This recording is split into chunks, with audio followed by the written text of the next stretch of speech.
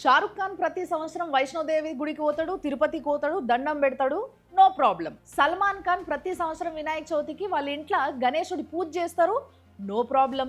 అమీర్ ఖాన్ ఏమో golden temple పోయి దండం పెడతాడు, అయినా నో ప్రాబ్లం. కానీ ఆడ మనిషి అయ్యేసరికి నుస్రత్ భరూచా మాత్రం ఉజ్జయిన్ మహంకాళేశ్వర్ టెంపుల్కి పోయి దండం పెట్టొద్దు, పూజ చేయించుకోవద్దు, ఒక పోస్ట్ పెట్టొద్దు జై మహంకాళ అని. అది మాత్రం ఇస్లాంకి వ్యతిరేకం.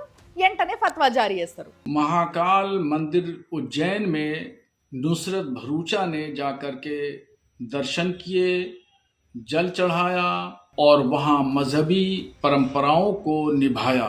इन तमाम चीजों की इस्लाम इजाजत नहीं देता है। మీరు చూస్తున్న ఈ మనిషి బరేలీ నుంచి. ఈయన జమాతే ముస్లిం ప్రెసిడెంట్.